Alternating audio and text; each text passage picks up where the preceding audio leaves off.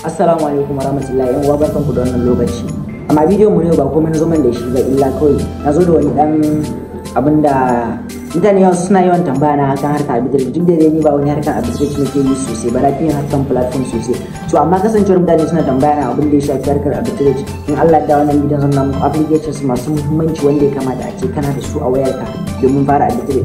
Sai dai kafin ka fara arbitrage ya kamata ka san wannan, ba wai an ce ma arbitrage za ka kalla majority ba a losing ba, but amma ka sani cewa arbitrage ana losing sosai, kuma idan aka tashi losing arbitrage ana losing inda ba a yi a platform. Ma'ana kenan idan ka tashi losing a arbitrage za ka yi losing ɗinka, in kai losing capital ɗinka kuma dole sai ka sake nemo capital. Duk da dai ba wai arbitrage kaɗai ba, yawancin online businesses haka, so dole za ka dinga kula, saboda akwai scammers sosai. Scammers sun fi yawa a arbitrage a kan harkar platform. So zan nan applications da ya kamata a ce kana da shi domin fara harkar arbitrage, sannan kuma zan yi wani bidiyo na musamman domin yadda za ka yi avoiding ɗin scammers a harkar arbitrage. A harkar arbitrage ma gaba ɗaya in baka ma san mutum ba ko kuma baka yadda da shi ba, in za ka yi transaction da shi ka tabbatar a group ɗin da kuke ana transactions, sannan kuma group a cikin group ɗin ake transaction, ko kuma ana amfani da group admin as escrow. Ka tabbatar kuma ka san wannan group admin ɗin is trusted idan za ku yi offline transaction kenan, wanda ba wai za ku yi amfani da exchanger ko wani abu ba. So kamar yadda kuka sani kuna da ni Abdulkadir ne wannan channel mai suna Abdultech. Idan yau ne farkon zuwan ka wannan channel din, ka danna mu alamar subscribe, sannan ka danna mu alamar ƙararrawar sayarwa. So wannan ba wai shine za mu je kai sai ga bidiyon nan ba. So ina so na yi bayani akan apps din nan gaba ɗayan su. Ba wai idan kana da wannan apps din guda 5 shi kenan ba za ka buƙaci wani application ba. Shi arbitrage ko kuma in ce harkan online ka sani kullum dole sai kana neman update. Dole sai kullum kana neman update. Ma'ana kenan idan na ce dole kullum sai kana neman update, kowane lokaci, kowane rana, kullum a arbitrage abubuwa suna canjawa. Kowane month idan kati yayi anan ba zai anan ba. So akwai kuma cardless arbitrage, akwai opportunities da yawa a online kamar yadda kuka sani tun farko. So wanda kawai yake channel din nan ya sani abin da muke kawo shine kawai abin da ya shafi online businesses. Online businesses muke kawo a wannan channel din. So kenan idan har mutum yana so ya dinga samun kuɗi a online, wannan channel din nashi ne.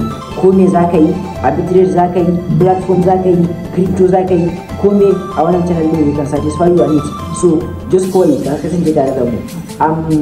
Game da kuka sani na fara bayani akan arbitrage. Shi arbitrage gaskiya dole ne zaka dinga avoiding scammers sosai, dole zaka dinga kula, saboda shi arbitrage in an tashi losing ba a losing kaɗan.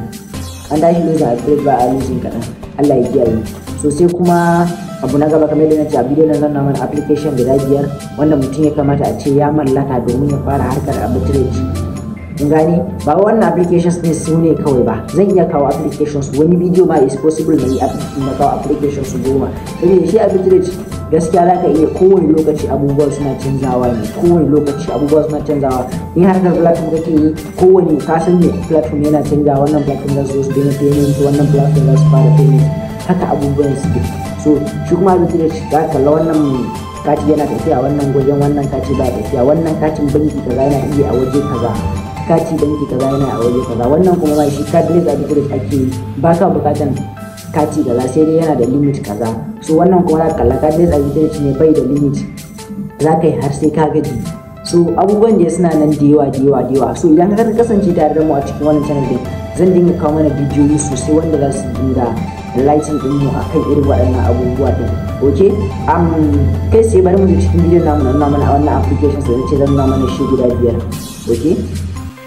Okay, so kamar yadda kuke gani wannan shine applications da mutum zai bukata idan har yana so ya fara arbitrage. So kamar yadda kuke gani ga applications nan, yanzu zan shiga cikin app store ne, zan nuna muku. Idan ka shiga app store ɗinka ko kuma kana amfani da Android, zaka iya shiga Play Store ka ɗauko waɗannan applications ɗin, dukansu suna ciki. So na farko application ɗin da aka ɗauko na farko dole kana buƙatar application ɗin Binance. So shi Binance application ne, wato ko kuma in ce ma kasuwa ne kawai, exchanger ce.